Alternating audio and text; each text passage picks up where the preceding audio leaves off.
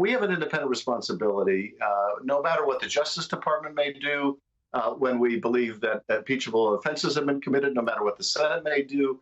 We have to do our responsibility. As Republicans prepare to take over the House, the January 6th committee is preparing to make its final moves before the GOP disbands it. Members of the January 6th committee are preparing to make criminal referrals as a result of their investigation. Those could include former top aides to Donald Trump, like former Chief of Staff Mark Meadows or Trump's controversial lawyer, John Eastman. It could include the former president himself. Criminal referrals themselves aren't necessarily something that is going to wake DOJ up to something they didn't know before, but I do think it will be an important symbolic thing that the committee can do, or even more than symbolic, just very clear that Congress thinks a crime's been committed here or the DOJ should investigate it. The Department of Justice can choose to ignore criminal referrals, or it could file charges.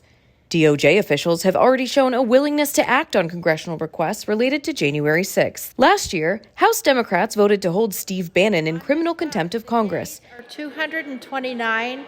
The nays are 202. The resolution is adopted. And the Justice Department indicted him on the charge. Bannon was ultimately found guilty of defying the Select Committee subpoena. The committee has said it is considering making criminal referrals for multiple Trump associates. We want to make sure no one slips through the cracks.